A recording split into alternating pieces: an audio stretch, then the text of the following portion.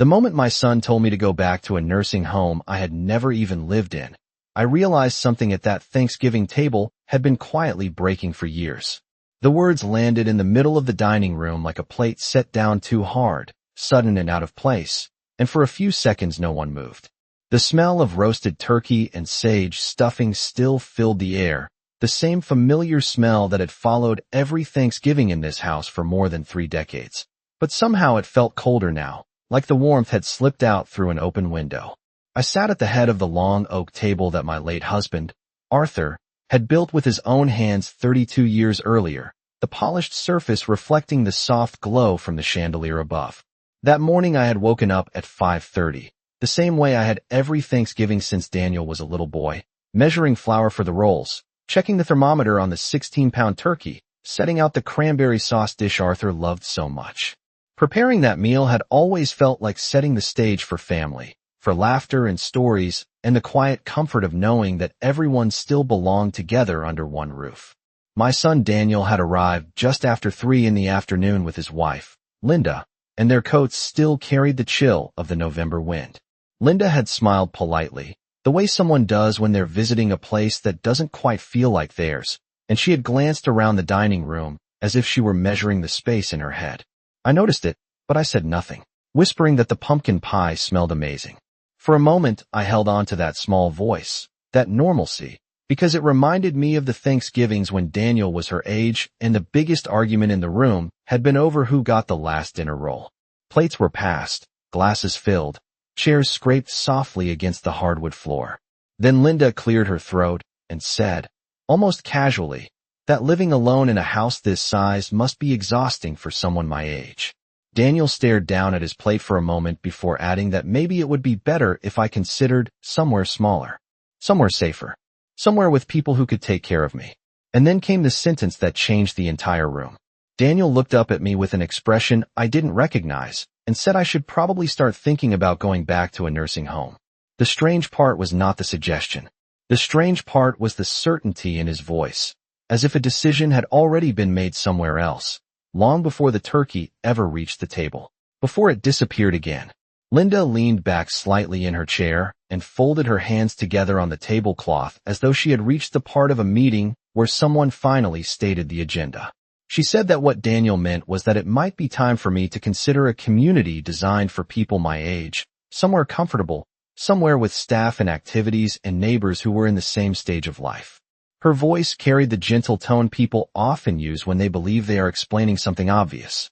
I nodded slowly, listening the same way I used to listen when Daniel was a boy explaining why he thought a certain rule should not apply to him. My question right away, and that pause told me more than anything he could have said. He looked toward Linda the way people do when they are checking whether they are still following the plan they discussed earlier. Linda gave him a small nod that might have been invisible to anyone who had not spent years watching quiet conversations unfold across this same table. Then Daniel set his glass down and leaned forward slightly, resting his elbows near his plate as though he was about to explain something practical and unavoidable. Mom, he said carefully, this house is a lot to manage for one person. The heating alone has to cost a fortune every winter, and the yard is more than half an acre. It just does not make sense anymore. His tone carried the calm certainty of someone who believed he was presenting a logical argument. I folded my napkin slowly and placed it beside my plate, not because the meal was finished, but because I needed a moment to think without appearing unsettled. Outside the dining room windows, the late November sky had already turned dark, and the reflection of the room floated across the glass like a second version of our family gathering. Acknowledged out loud. Emma looked at me again and whispered that the turkey was getting cold. I smiled at her and reached for the serving spoon, placing a little more stuffing on her plate so that she would not feel caught between the quiet tension moving around the table. Daniel watched me do that, and for a moment his expression softened in a way that reminded me of the boy he used to be. But that moment passed quickly. He straightened his shoulders and said that the important thing was planning ahead before things became difficult. Planning ahead. The phrase settled in my mind like a piece of a puzzle sliding into place, because suddenly the comments from the past year began lining up in a way they had not before. The casual questions about paperwork, the sudden interest in property taxes, the afternoon Linda asked whether the house was fully paid off. At the time, I had assumed those were ordinary conversations. Now they felt different, like footprints in fresh snow that only become visible once you know where to look. I took a sip of water and set the glass back down gently, careful not to interrupt the quiet rhythm of the room. Then I asked a question that neither of them seemed to expect. When exactly did the two of you decide that I was leaving this house?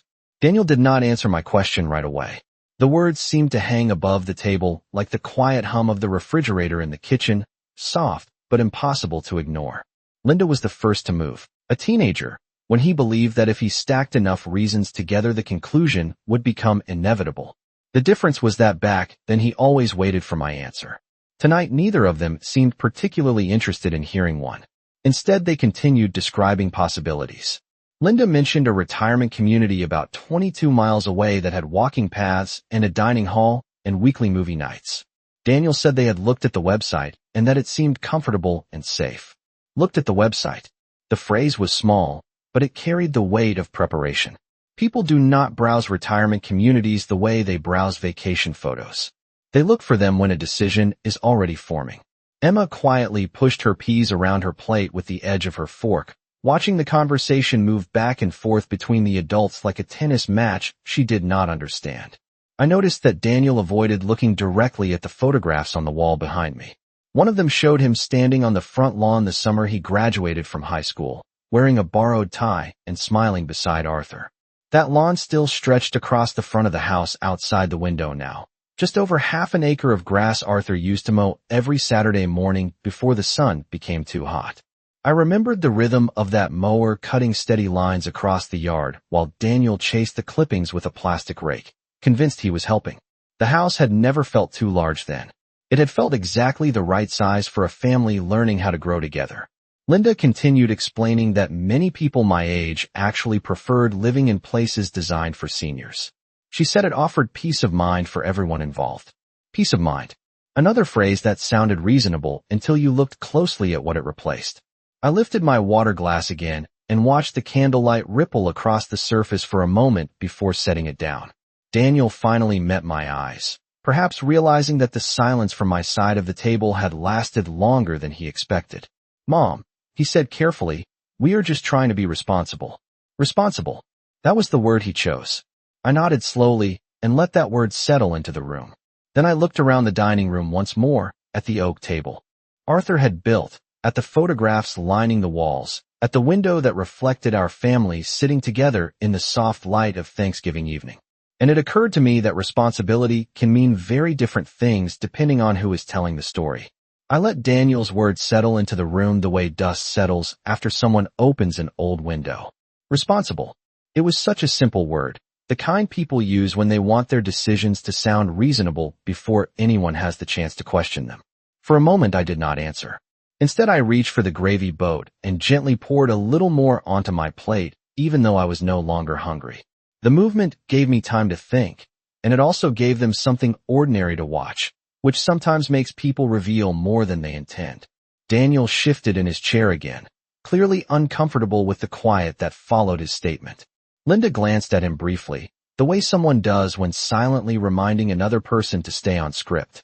Then she continued speaking, explaining that this was not about taking anything away from me.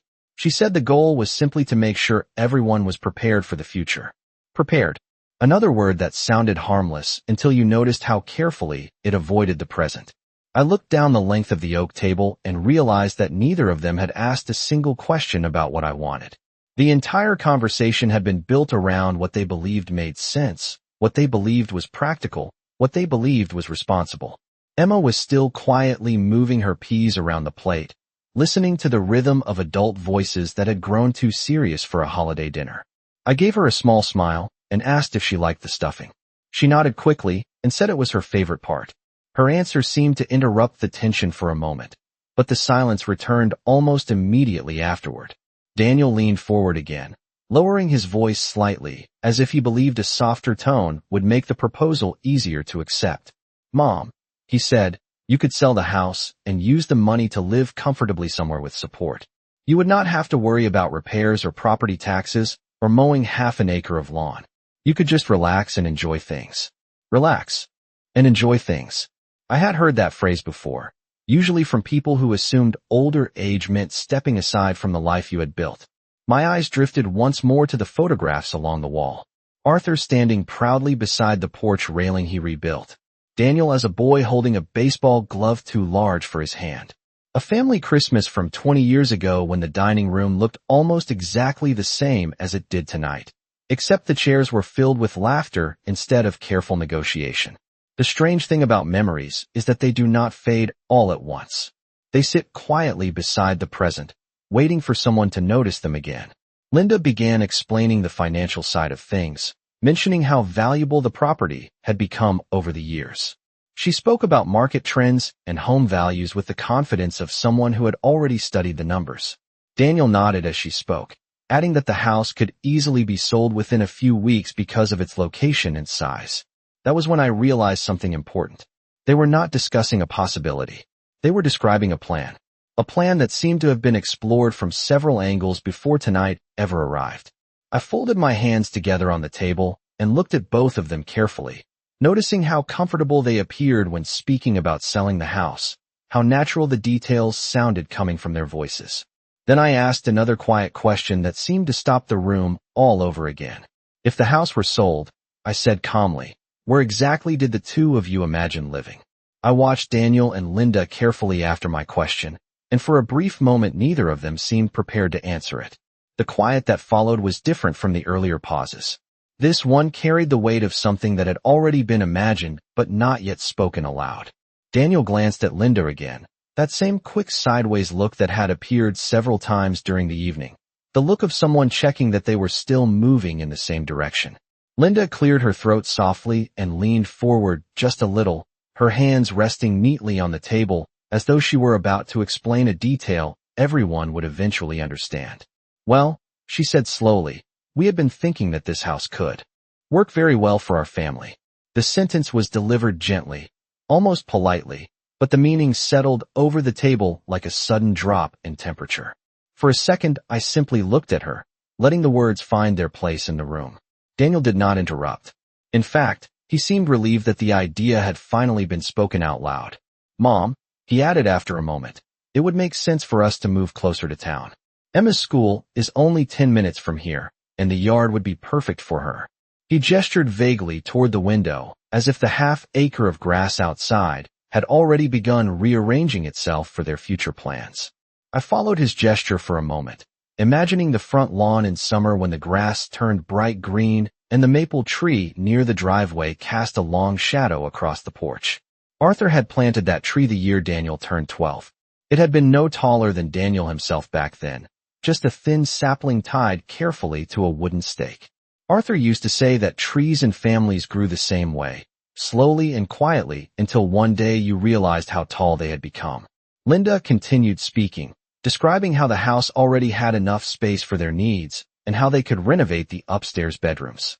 She spoke about repainting the walls, replacing the carpet, maybe even expanding the kitchen someday. As she talked, it sounded less like a suggestion and more like a renovation plan already taking shape in her mind. Daniel nodded along with each idea, occasionally adding small details about how convenient the location would be for his work commute. The conversation moved easily between them now, the hesitation from earlier fading away as though my presence at the table had become secondary to the discussion itself. Emma looked from her parents to me again, confusion still visible in her young face. I reached over and adjusted her napkin gently, the same small gesture I had used when Daniel was her age and spilled cranberry sauce on his shirt during a holiday dinner. That memory passed through my mind quickly, but it carried a quiet clarity with it. Daniel finally noticed that I had not spoken for several minutes.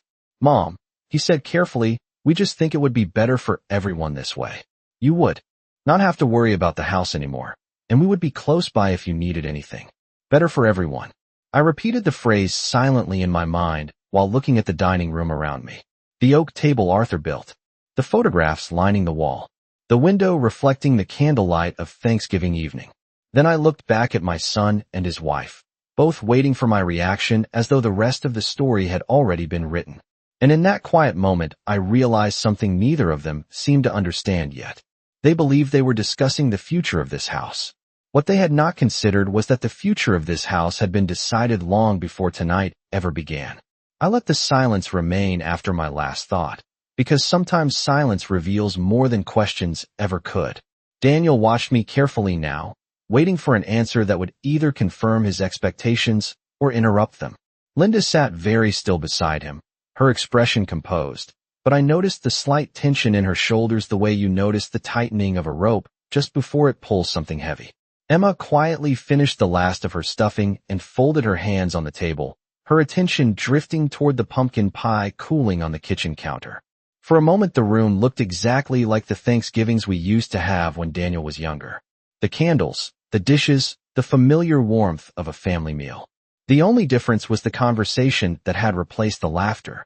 I reached for my water glass again and took a slow sip, giving myself time to think through the next few words carefully.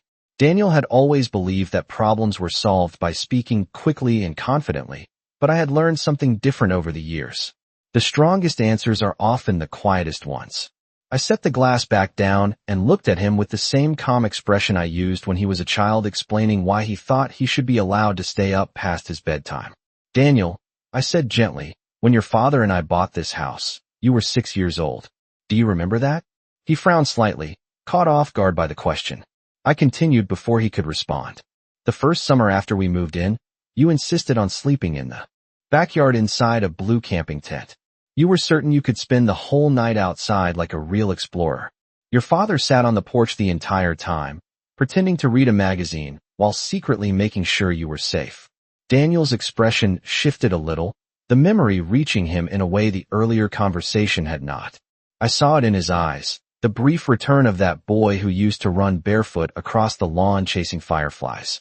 Linda remained quiet beside him, clearly unsure where the story was leading. I rested my hands lightly on the edge of the table. Your father loved this house, I said softly.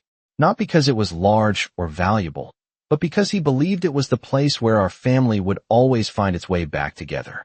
For many years he was right about that. Daniel lowered his gaze toward the tablecloth, tracing a small pattern in the fabric with the edge of his finger the way he used to do when he was nervous as a teenager. Linda finally spoke again, her tone cautious now. Margaret, no one is trying to take away those memories. We are simply thinking about what is practical moving forward. Practical. The word appeared again, just like responsible and prepared earlier in the evening. Words that sounded reasonable until you examined what they were quietly replacing. I nodded slowly as if considering her point, but inside I was remembering a conversation from several years earlier, one that Daniel and Linda had never been part of. It had happened late one evening in this same dining room, after the dishes were washed and the house had gone quiet. Arthur had been sitting in Daniel's chair, reviewing a set of documents spread neatly across the table.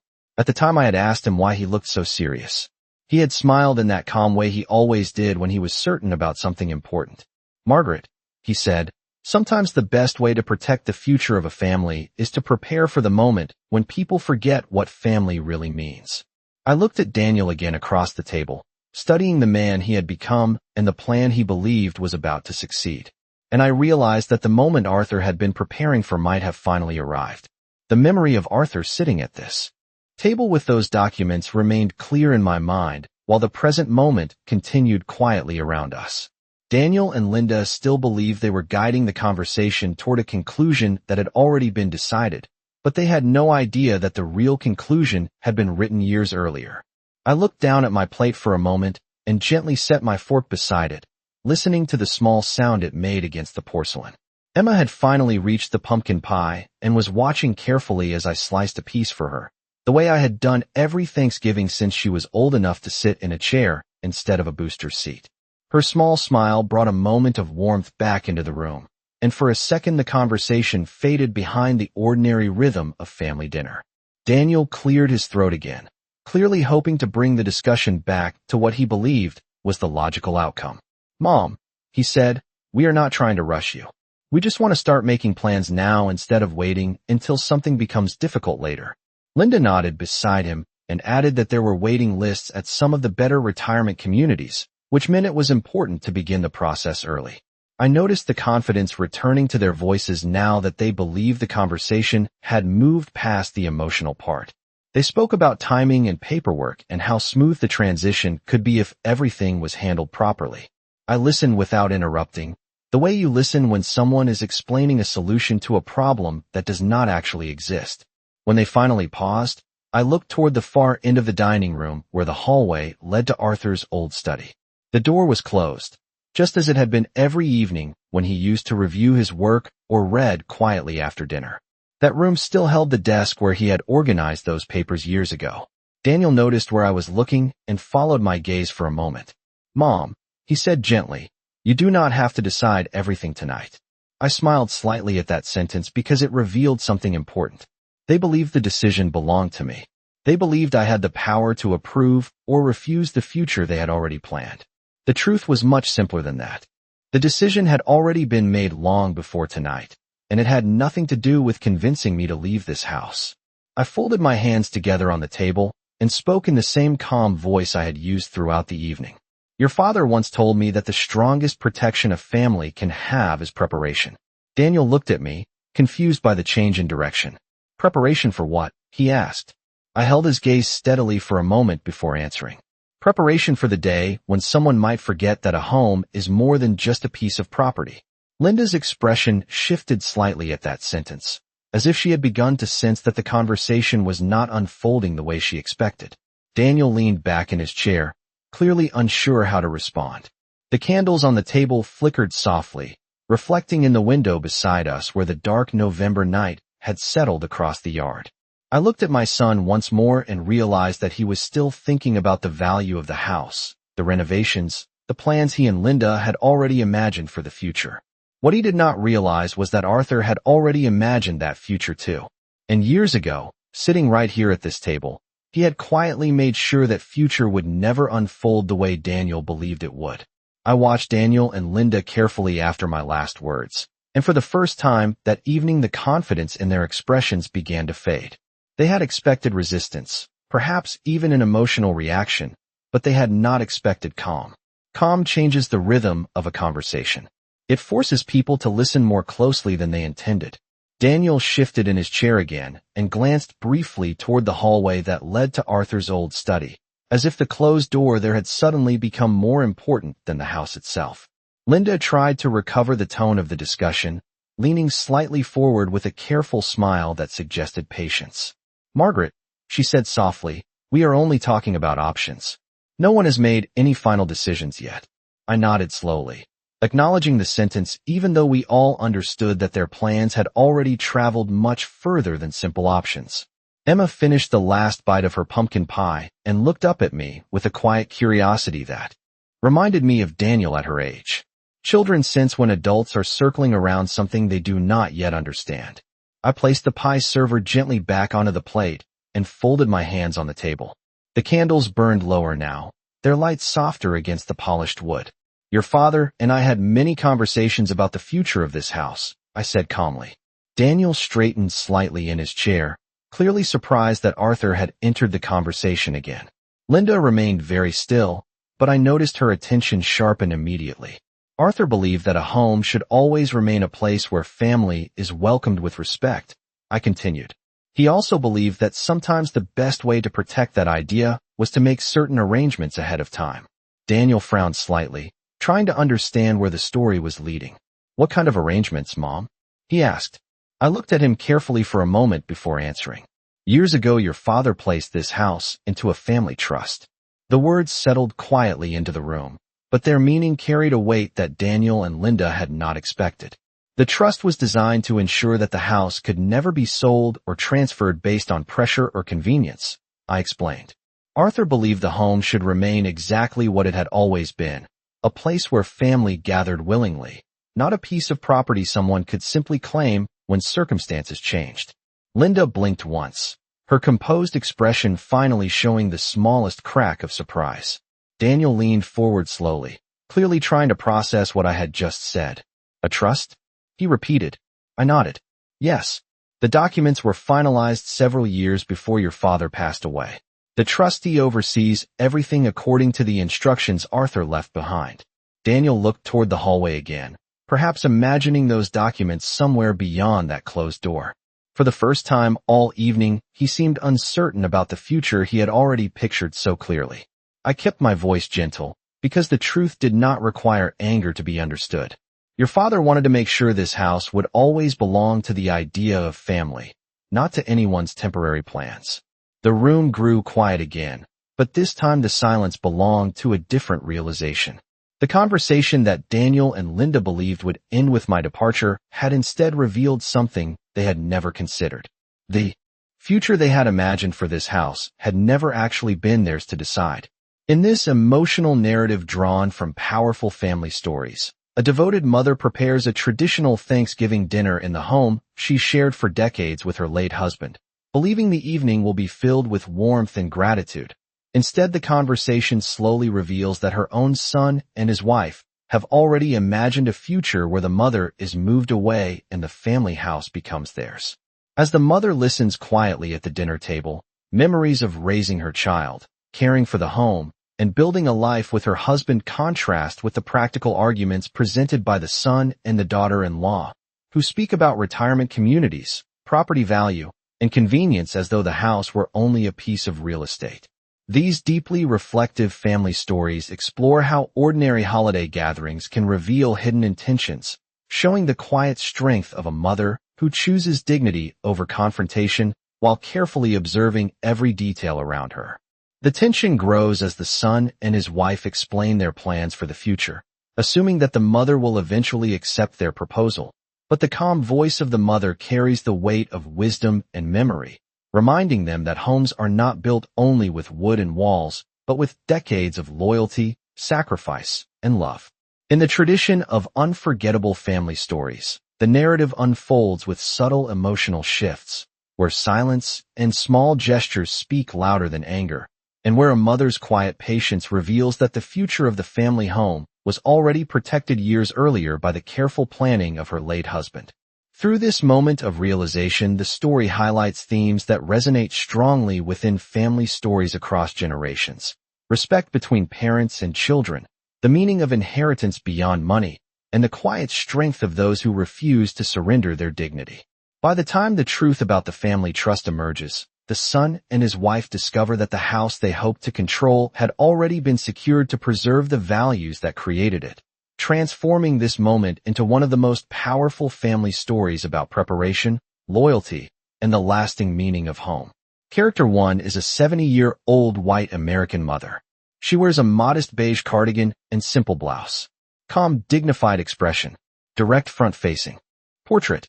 Natural lighting. Realistic human skin texture. No cartoon. No cartoon. No CGI.